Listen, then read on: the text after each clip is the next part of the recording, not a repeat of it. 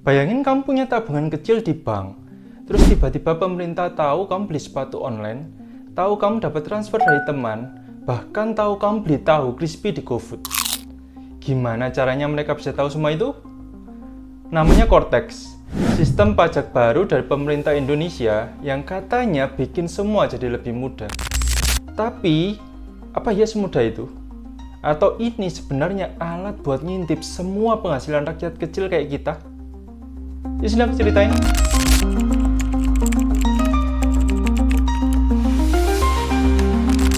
Cortex itu nama sistem baru dari kantor pajak. Dulu kita kalau mau lapor pajak pakai e-filing atau isi formulir sendiri. Sekarang pemerintah mau bikin sistem yang lebih canggih, namanya Cortex. Cortex ini bisa nyambung langsung ke banyak data.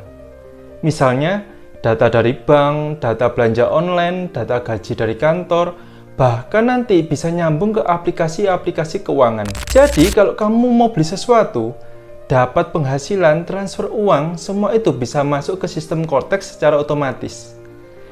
Kayak gimana contohnya? Misalnya, kamu jualan online di Tokopedia. Dulu kantor pajak gak tahu pasti berapa penghasilan kamu. Sekarang dengan Cortex bisa langsung kebaca. Mereka bilang ini supaya kita nggak ribet. Katanya biar kita nggak salah isi SPT, biar lebih cepat dan nggak usah antri. Tapi tunggu dulu. Kalau semua data kita masuk ke Cortex, apakah artinya kita benar-benar bisa dipantau setiap saat?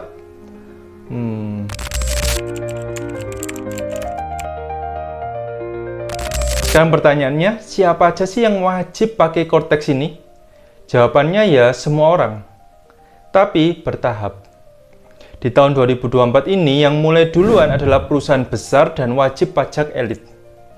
Pegawai pajak juga sedang latihan dan adaptasi. Tapi nanti sistem ini akan dipakai buat semua orang. Karyawan biasa, pedagang kecil, bahkan yang kerja freelance atau part-time juga bisa kena.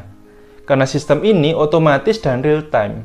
Artinya, apapun yang kamu lakukan, kerja, jualan, terima uang, akan langsung terekam. Bukan cuma perusahaan, tapi juga kita semua sebagai rakyat. Nah, karena sistemnya pakai data digital, kamu bisa bayangin ya, siapapun yang pegang sistem ini, dia bisa lihat semua aliran uang kita.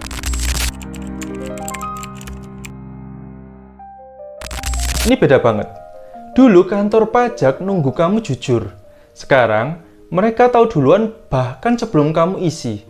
Kamu bisa bayangin ini kayak kamu mau ujian, tapi gurunya udah tahu jawabannya dan tahu kamu nyontek atau enggak. Semuanya terekam. Pemerintah bilang, ini buat bantu rakyat supaya nggak ribet. Tapi banyak orang mulai nanya, kalau data kita semua masuk ke sistem, masih ada privacy nggak ya? Dan kalau sistemnya error atau datanya salah, siapa yang tanggung jawab? Cortex kelihatannya keren, tapi apakah kita benar-benar siap?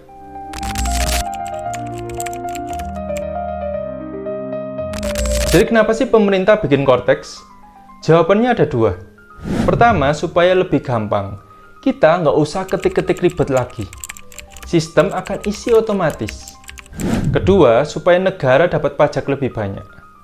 Karena katanya banyak orang belum bayar pajak dan benar.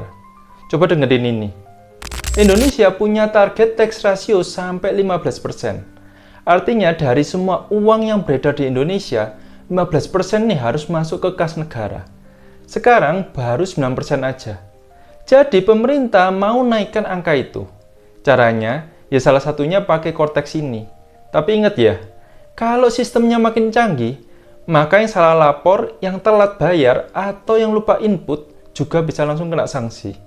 Jadi sistem ini bisa jadi malaikat buat yang patuh, tapi juga bisa jadi monster buat yang belum siap.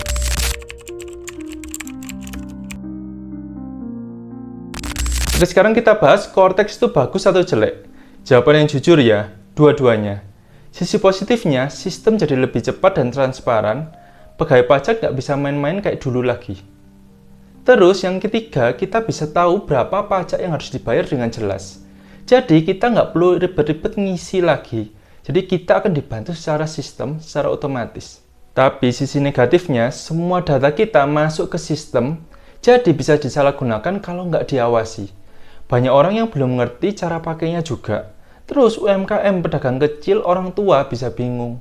Dan yang paling penting, kalau semua uang kita bisa dilihat oleh sistem, apakah kita masih punya ruang privasi sebagai warga negara? Apakah sistem ini akan benar-benar membantu rakyat? Atau malah bikin rakyat kecil makin takut dan tertekan? Sampai sekarang, belum semua orang dapat jawabannya.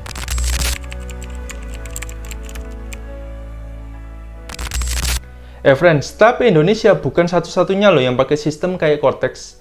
Beberapa negara udah nyoba duluan. Ada yang sukses, ada juga yang malah berantakan. Yang berhasil contohnya ada Korea Selatan. Mereka bikin sistem pajak digital namanya NTS. Sistemnya berhasil karena data rakyatnya rapi, terus semua warga udah punya ID digital. Dan pemerintahnya nggak main-main sama aturan. Jadi sistemnya bisa jalan lancar, nggak bikin bingung rakyat. Terus yang kedua ada Singapura. Di sana pajak juga digital.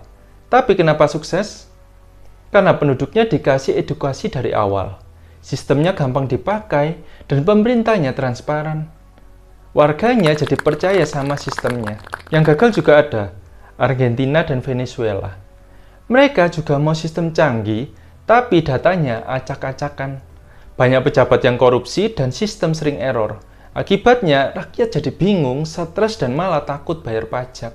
Jadi pelajaran pentingnya, teknologi pajak bisa bantu rakyat. Kalau dikelola jujur, data rapi, dan rakyat diajak ngerti bareng-bareng. Kalau enggak, ya bisa jadi sistemnya cuma alat buat ngawasin rakyat, tapi nggak bikin hidup jadi lebih gampang. Yang penting, gimana cara pemerintah supaya rakyatnya paham bagaimana cara menggunakan Cortex. Karena pasti masih banyak rakyat yang bingung dengan Cortex. Buat orang yang kerja di kantor pajak, mungkin Cortex ini keren banget. Tapi buat orang biasa kayak kita, pasti banyak yang bingung. Contohnya ibu-ibu yang jualan kue, atau bapak-bapak yang kerja serabutan. Kadang dapat uang tunai, kadang transfer. Mereka nggak ngerti apa itu SPT, apalagi Cortex. Bahkan anak muda yang kerja freelance saja kadang bingung cara lapor pajak. Nah sekarang ditambah Cortex. Sistemnya canggih tapi nggak semua orang ngerti cara pakainya. Itu sebabnya banyak yang takut. Takut salah lapor, takut kena denda, takut datanya disalahgunakan. Padahal harusnya sistem ini bisa bantu, bukan malah bikin stres. Pemerintah perlu banget kasih edukasi ke rakyat kecil. Pakai bahasa yang gampang, bukan cuma brosur yang ribet, tapi video, contoh nyata, dan bantuan langsung. Karena kalau enggak, rakyat bisa merasa kayak dijebak sistem yang mereka nggak ngerti sama sekali.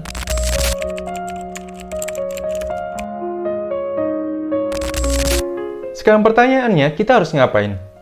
Pertama, jangan panik. Pahami dulu sistem ini pelan-pelan. Cari info dari sumber yang benar. Kamu bisa tanya ke kantor pajak, nonton video edukasi, atau ikut workshop gratis. Yang kedua, mulai belajar nyatet penghasilan kamu sendiri. Kalau kamu jualan, catat berapa yang masuk tiap hari. Kalau kamu kerja freelance, simpan bukti transfernya. Intinya, serapi mungkin supaya kamu bisa mencocokkan apa data di Cortex sudah benar atau belum. Yang ketiga, jangan takut tanya.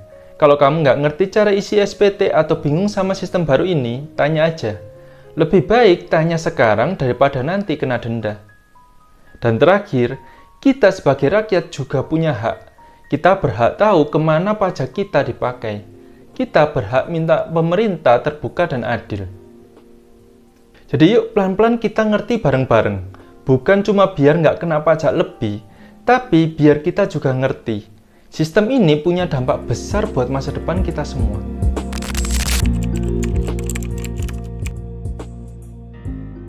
Cortex ini bukan cuma soal teknologi, tapi bisa ngubah cara hidup kita sehari-hari. Coba bayangin, kamu buka usaha kecil, jualan makanan. Dulu kamu cuma nyatet di buku tulis. Sekarang kalau kamu pakai kris, pakai transfer bank, atau jual lewat Shopee, semua bisa masuk ke sistem Cortex. Artinya, pemerintah bisa tahu berapa uang yang kamu hasilkan. Lalu, kamu harus bayar pajak. Tapi gimana kalau penghasilannya belum tentu tetap? Kadang rame, kadang sepi, kadang habis buat belanja bahan, kadang nggak ada untung sama sekali. Sistem kayak Cortex bisa bagus kalau adil. Tapi kalau cuma lihat angka yang masuk tanpa ngerti kondisi rakyat, bisa-bisa yang kecil malah makin tertekan.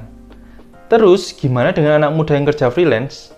Misalnya desain, nulis, ngedit video. Pemasukannya itu nggak nentu. Kadang ada, kadang kosong. Kalau semua itu langsung ditarik pajaknya tanpa ada pelindungan atau batas aman, hidup jadi makin sulit. Makanya, kita perlu pengawasan dan edukasi bareng-bareng, supaya sistem ini membantu rakyat, bukan malah bikin tambah beban.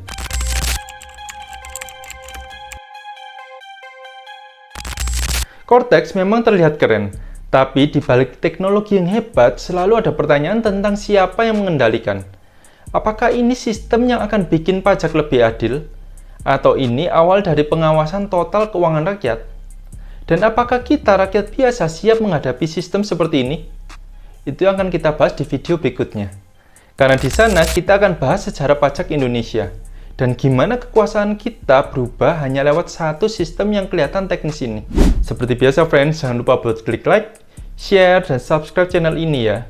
Karena video berikutnya bisa bikin kamu melihat Cortex dengan cara yang berbeda. Aku Herman Krisyuan, bye-bye.